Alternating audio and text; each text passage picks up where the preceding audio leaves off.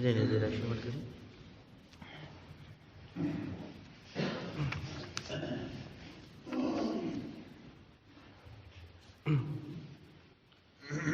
أعوذ بالله من الشيطان الرجيم بسم الله الرحمن الرحيم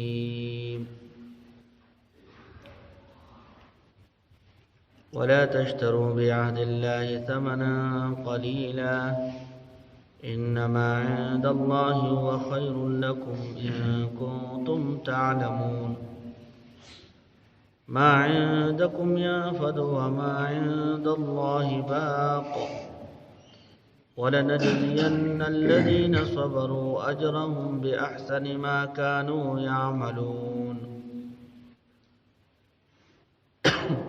صدق الله العظيم.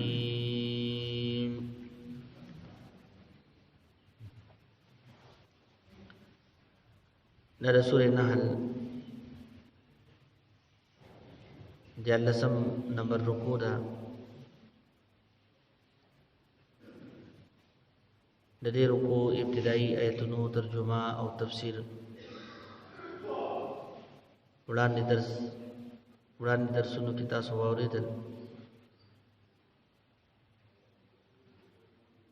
مخکینی آیتونو کې د دې خبرې بیانو چې تاسو یو بل سره کوي وعده کوي،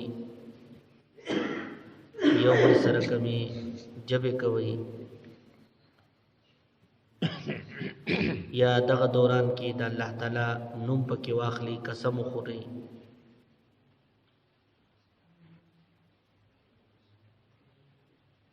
نو دا وعده، دا معاهده او دا قسمونه سر ته رسوي.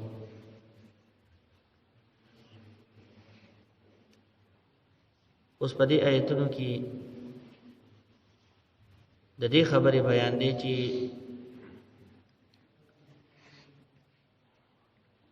څنګه تاسو یو بل سره وعده کړی دي، یو بل سره تاسو وعده او جبې او قسمونه کوي، نو چې څنګه تاسو باندې هغه سر ته رسول لازم دي، نو دغه رنګي الله جل شانه سره چې تاسو کما وعده کړی دا، الله جل شانه سره چې کوم تاسو عهد کړی دی، نو هغه وعده او هغه عهد چې کوم الله تعالی سره تاسو کړی دی، داغه سر ته رسولم په تاسو باندې سدي لازم دي. الله تعالی سره کوم عهد بنده کړی دی، کوم جبا الله جل شانه سره موږ او تاسو کړی دا، نو یو خو هغه عهد دی، هغه جبا دا چې هغه عالم ارواح کې هر یو انسان الله جل شانه سره کړی دا. الله جل شانه په عالم ارواح کې چې د ټولو انسانانو روحونه الته موجودو، نو الله جل شانه دا تاسو کو چې الستو بربکم ایز استاسو رب نیم، نو ټولو روحونو وته په یک زبان دا خبر او کړ چې بلا ولینا ته زموږ رب.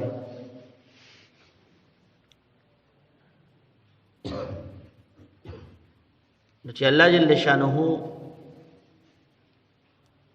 د ربوبیت اقرار ټول کړي دي، نو بیا په دنیا کې د الله جل شانه پابند ژوند تیرول دا په هر یو انسان باندې دا لازم دي. او بل خبره ده چې بیا دنیا ته انسان راغی، نو هغه وعده چې انسان کم الله جل شانه سره تکړه و داغي یاد دهانی اغم چې د دنیا کې د بار بار چې د هغه شوی دا. مطلب دا دی چې پیغمبران الله تعالی راغلي دي، د پیغمبرانو په ذریعہ سره الله تعالی د خپل داغي وعده یاد دهانی انسان تکړه د چې خپل وعده یاد ساته. نو دغه رنګي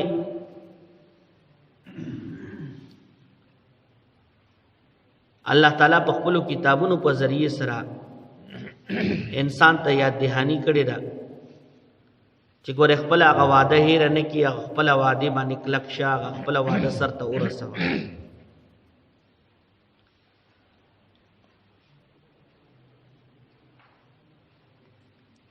نو مختلفو طریقو سره الله جل شانه انسان ته خپل هغه وعده او خپل هغه عهد چې دی نو هغه یاد کړی دی. د هغې وعدې او د هغې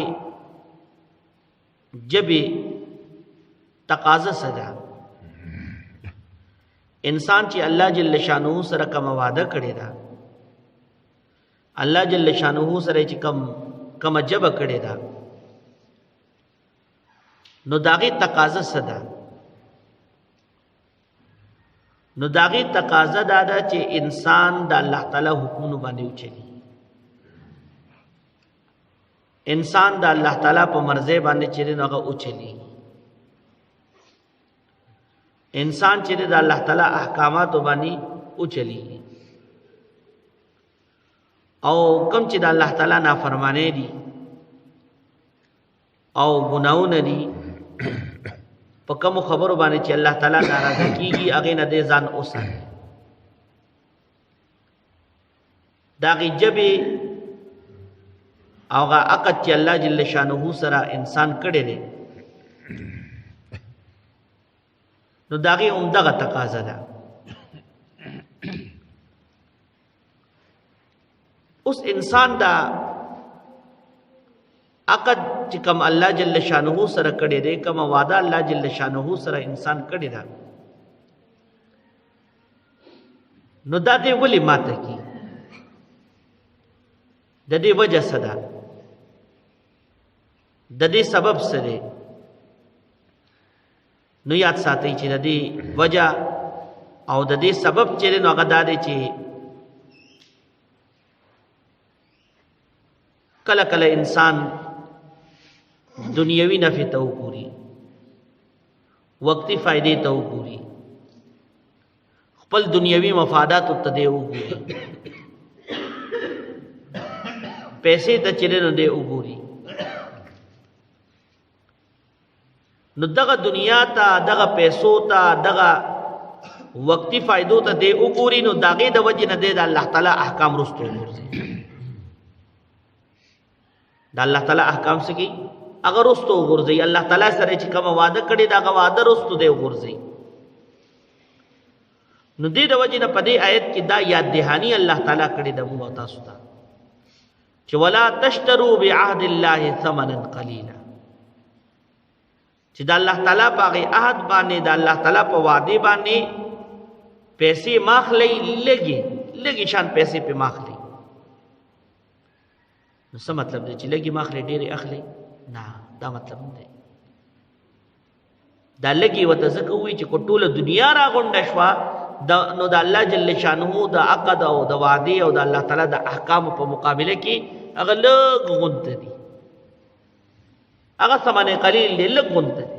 که ټوله دنیا هم راغونډه شوه، که ټولې دنیا خزانې راغونډې شوې، نو د الله تعالی د احکاماتو په مقابله کې هغه څه دي؟ هیڅ هم. نو دې د وجې نه الله جل شانه دا ووایي چې ما سره د کومه عقد کړی دی، کومه د وعده کړې ده، هغه د دنیوي مفاداتو دپاره هغه چې مه قربانوه، مه ختموه. بیا الله تعالی انسان لا ذهن سازی کوي. الله تعالی انسان ته وایي چې ته دغه د یو څو ټکو دپاره چې دی نو زما احکامات چې دی نو هغه پرېږدي. الله تعالی ورته وایي انما عند الله هو خیر لکم ان کنتم تعلمون. الله تعالی وایي چې ما سره څه دي نو هغه د دې نه بهتر دي، هغه ستاسو لپاره بهتر دي. که چېرې پوهېږئ نو تاسو چې زما دا کومه وعده پوره کوئ، سر ته یې رسوئ، او دا چې کوم احکام دي دا تاسو سر ته رسوئ، نو د دې بدلې کې چې تاسو ته به الله تعالی څه قسم ملاویږي، کومه بدله به ملاویږي، نو هغه بهتر دي ستاسو لپاره. او او په بل آیت کې الله تعالی د انسان د دې حقیقت هم بیانوي. وی ګورئ ما عندکم ينفد وما عند الله باق. دا تاسو چې د کومې دنیا د پاره کم دنیوي مفاداتو د پاره د الله تعالی عقد پرېږدئ، د الله تعالی جبه پرېږدئ، نو الله تعالی وی ما عندکم ينفد، دا چې کوم تاسو رسیدونه دا به فنا شي، دا به ختم شي. دا چې کوم نعمتونه دي، دا چې کوم مال او دولت دی، دا چې کوم دنیا ده، دا به فنا شي، دا به ختم شي. وما عند الله باق، او سچ الله تعالی سره دی هغه به باقی پاتې دي، هغه له خاتمه نشته، هغه به چې نو باقی وي. او دا تاسو سره چې سړي دا به فنا شي، دا به ختم شي. نو بیا تاسو ولې دا الله تعالی د احکامو سودا کوي؟ ولې د دنیا د وجنه، دنیوي مفادات د وجنه، د وقتی فائدې د وجنه د الله تعالی حکمونه پرېږدي؟ نو الله تعالی مونږ ته دا تعلیم په دې آیتونو کې راکړی دی. او بیا خبره دا ده چې انسان د الله تعالی په دې احکامو باندې چلیږي او څو مشکلات دته پې راځي او دې په هغې باندې صبر کوي، الله جل شانه وایي چې دله به زه ضرور به ضرور د دې بدله ورکوم.